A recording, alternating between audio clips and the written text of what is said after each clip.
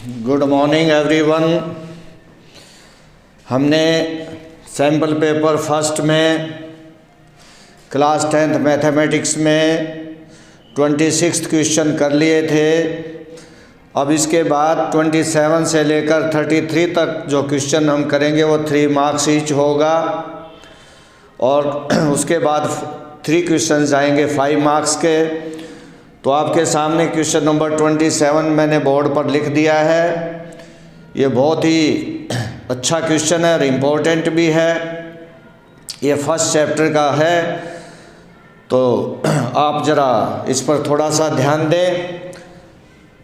तो इजी है, ज़्यादा मुश्किल नहीं है। थोड़ा सा ध्यान देंगे तो आप समझ पाएंगे। रैशनल और इरेशनल नंबर के बारे में मैं ऑलरेडी आपको बता चुका हूँ, पढ़ा चुका हूँ, और उम्मीद है आपको समझ भी आ गया होगा कि what is the difference between an rational और एन इरेशनल नंबर। आज हम ये सिद्ध करेंगे कि √3 एक इरेशनल नंबर है। आपकी बुक में थ्योरम है जो इसमें लिखा हुआ है, prove that √2 is an irrational number. उसी पे बेस्ड है ये सारे के सारे। या 5 भी लिख सकते हैं, 6, 7, 8 कुछ भी लिख सकते हैं। अगर एक क्वेश्चन आपने ध्यान से समझ लिया तो समझ लो इस तरह के सभी क्वेश्चन आपने समझ लिए। इसमें हम कॉन्ट्राडिक्शन प्रूफ देंगे। कॉन्ट्राडिक्टरी प्रूफ क्या होता है कि जो है उसका उल्टा मान लें। अब यहाँ पर इसने कहा है कि ये प्रूव करो ये इरेशनल नंबर है, हम ये मान लेंगे कि ये रैशनल नंबर है। क्या मान लेंगे कि ये रैशनल नंबर है कॉन्ट्राडिक्टरी प्रूफ में। तो हम क्या लिखेंगे, लेट अस अज्यूम दैट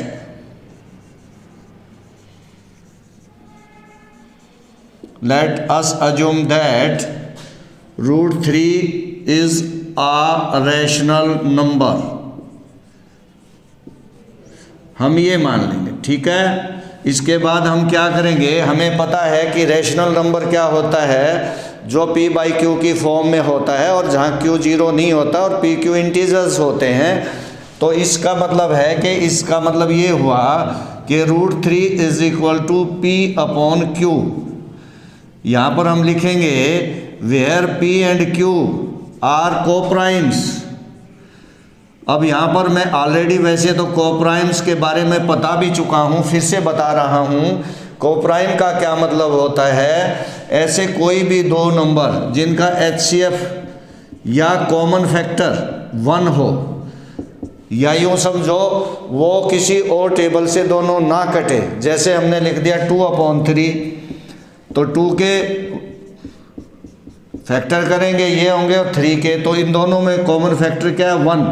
या यूँ समझ लो दोनों का HCF या GCD 1।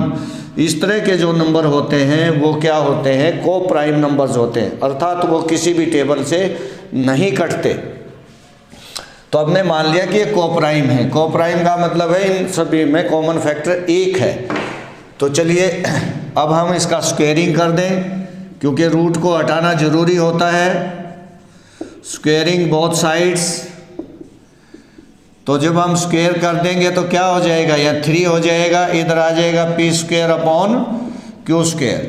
अब देखो इसको क्रॉस मल्टीप्लाई कर लें, p² = 3q²। इसका मतलब ये है कि जब हम p² को 3 से डिवाइड करेंगे तो q² आ जाएगा क्वोशिएंट और रिमाइंडर बचेगा 0।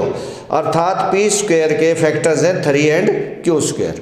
तो इसका मतलब हम क्या लिखेंगे कि 3 डिवाइड्स, इसका मतलब है 3 डिवाइड्स p², या हम लिख सकते हैं 3 डिवाइड्स p।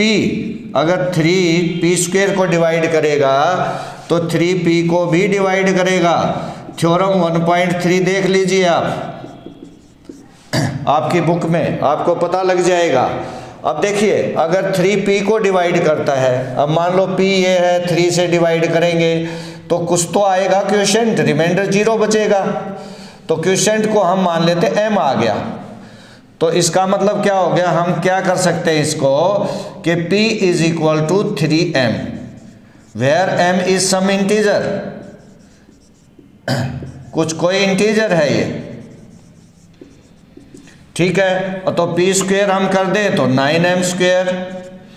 अब p² को अगर हम ऊपर देखें, यहाँ पर ध्यान दे लें, देखो ये वाला, तो आपको क्या यहाँ पर दिखाई देगा P square is equal to 3q square. अब हमने इसको क्यू में देखना है। पी में हम देख चुके हैं, नंबर 1 पे देखिए इक्वेशन में, तो पी स्क्वायर की जगह यहाँ पर क्या लिख देंगे, 3q square is equal to 9m square. अब 3 से कैंसिल हो जाएगा तो क्या आ जाएगा, 3 3 जा 9। इसका मतलब है 3 डिवाइड्स q स्क्वायर। जैसा कि अभी हमने बता दिया, ये दोनों फैक्टर है, 3q स्क्वायर को डिवाइड करता है, या यूँ समझ लो 3 डिवाइड्स q, और ये 2, वही थ्योरम 1.3 को चेक करो तो आपको पता लगेगा। अब यहाँ फ्रॉम फर्स्ट एंड सेकंड आप ध्यान से देख लीजिए क्या क्या बता रहा है फर्स्ट एंड सेकंड। फर्स्ट ये कहता है कि 3 डिवाइड्स p, यानी कि ये p अपॉन q की जो फॉर्म में हमने लिया था, कहता 3 इसको भी डिवाइड करता है और 2 में कहता 3 इसको भी डिवाइड करता है। इसका मतलब ये हुआ कि 3 दोनों का कॉमन फैक्टर है, अर्थात दोनों के दोनों 3 से कटते हैं। जबकि हमने कह दिया ये तो को प्राइम है, अर्थात ये तो कटते ही नहीं किसी से भी, मीन्स इनका तो कॉमन फैक्टर 1 है। जबकि सिद्ध क्या हो गया कि इनका कॉमन फैक्टर 1 नहीं है, ये को प्राइम नहीं है, ये 3 से डिवाइड होते हैं। मतलब साफ है कि जो हमने मान लिया कि को प्राइम है तो गलत मान लिया। तो अगर ये गलत मान लिया तो सही क्या है, माना तो ये था कि √3 रैशनल है, तो नंबर या तो रैशनल होगा या इरेशनल होगा। तो अगर ये हमने गलत मान लिया तो सही क्या है कि √3 इज एन इरेशनल नंबर। तो अब आपने हमें क्या मिला कि 3 divides both p and q, दोनों को डिवाइड करता है। ठीक है जी, विच कंट्राडिक्ट्स आवर अजम्पशन, जो हमने एज्यूम किया था ये तो उसको कंट्राडिक्ट कर रहा है। हमने एज्यूम किया कि ये को प्राइम से, जबकि हो क्या रहा है कि नहीं, ये तो 3 से डिवाइड होते हैं, ये को प्राइम नहीं है, तो गलत हो गया। सो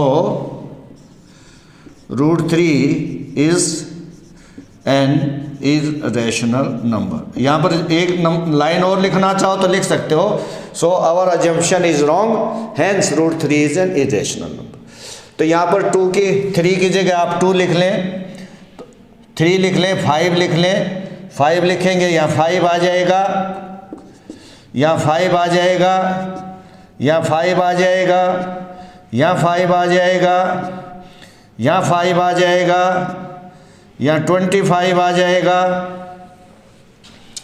यहाँ 5 आ जाएगा, यहाँ 25 आ जाएगा, यानी यहाँ पर कितना आ जाएगा 5, यहाँ पर 5, यहाँ पर 5, यहाँ पर 5, यहाँ पर 5, लो बिल्कुल ऐसा ही बन गया ना। 2 लिख लो इसी तरह, 5 की जगह 2 रख लो, 6 रख लो। एक क्वेश्चन अगर आपको सही से समझ आ गया तो सभी क्वेश्चन, कोई अलग तरीका नहीं है, सेम मेथड है, आप कर सकते हैं। उम्मीद है ये समझ आ गया होगा, और बाकी आप अपनी बुक से कर सकते हैं, एग्जाम्पल है उससे प्रैक्टिस कीजिए। अगर आपको नहीं समझ आता तो आप मुझसे कॉन्टैक्ट कीजिए। चलिए अब हम आपको ले चलते हैं क्वेश्चन नंबर 28 की ओर। ये आपका जो क्वेश्चन नंबर 28 है ये चैप्टर 10 से है, चैप्टर 10 सर्कल से है। तो ये आपका एग्जाम्पल है, क्या दे रखा है इसने, इसकी स्टेटमेंट क्या है जो मैं आपको बता रहा हूं। आपने 2 टेंजेंट्स स्टेटमेंट लिख रहा हूं, उसकी 2 tangents TP and TQ, TP and TQ are drawn to a circle with center O from an external point T. Prove that angle PTQ is equal to twice of angle OPQ। तो ये आपका question है, statement है, example है आपके 10th chapter में। ये बहुत इंपॉर्टेंट है, ज़रा इनको ध्यान से समझने की कोशिश करें। बोर्ड के एग्ज़ाम में कई बार आया है ये क्वेश्चन, मुश्किल नहीं है, बहुत आसान सा है। तो सबसे पहले हम फिगर बना लें। एक्सटर्नल पॉइंट टी, इसको पढ़ते जाएं। ये है एक्सटर्नल पॉइंट, ये कोई सर्कल है, देखिए यहाँ मैं बना रहा हूँ, ये centre O, external point T से इस पर दो टेंजेंट्स ड्रा किए गए हैं, T P and T Q, और हमने कहा पी टी क्यू, ये angle twice of angle O P Q, यानी इसको भी मिलाया गया है ओ पी क्यू, इसको मैं 1 मान लेता हूँ, ठीक है जी। चलो इसको 1 और 2, तो ये है आपकी फिगर। ये फिगर कहाँ से बनाई, इसको पढ़ते जाओ।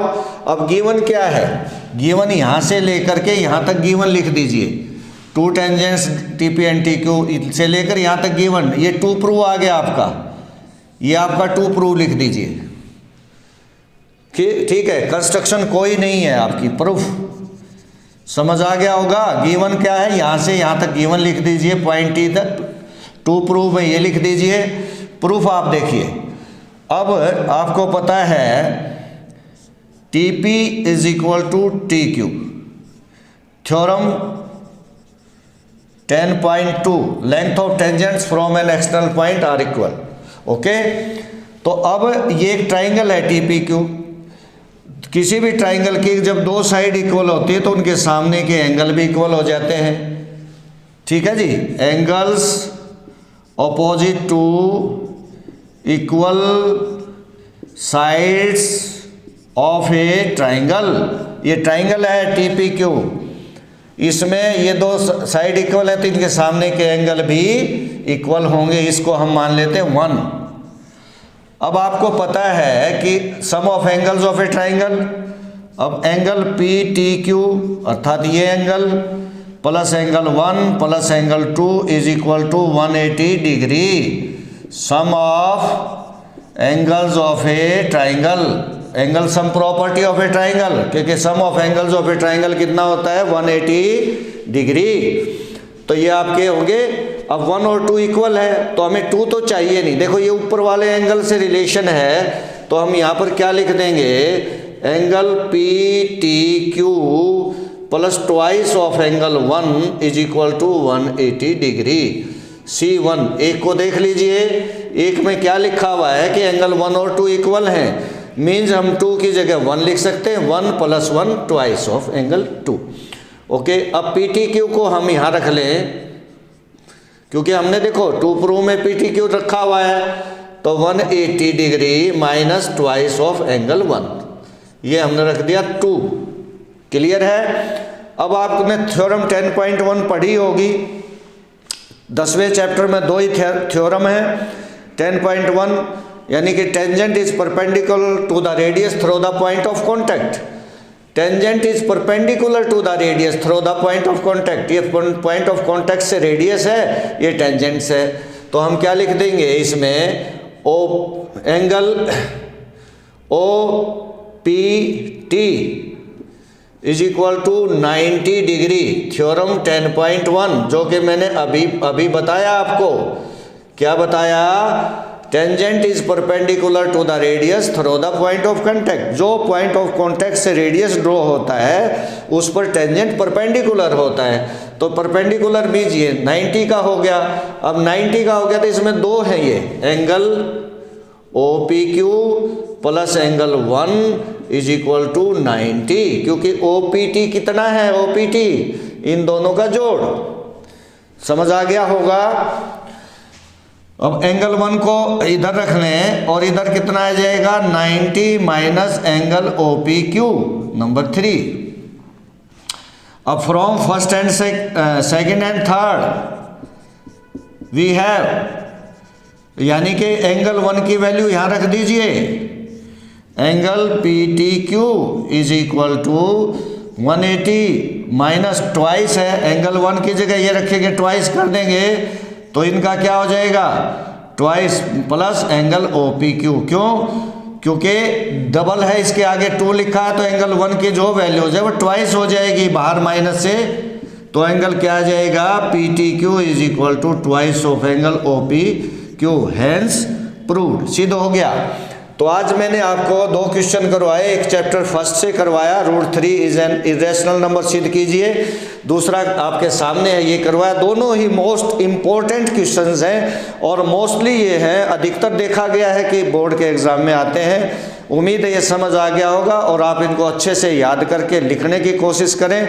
जितना भी लिखेंगे उतने ज़्यादा मार्क्स आपको मिलेंगे। और अगर आप बोर्ड एग्ज़ाम में अच्छे मार्क्स लेना चाहते हैं तो कृपया इस चैनल को सब्सक्राइब कर लें, ताकि जो भी वीडियोस मैं बनाऊं तो जल्दी से जल्दी आप तक पहुंचे और आप उसका फ़ायदा उठा सकें। Thank you, have a nice day.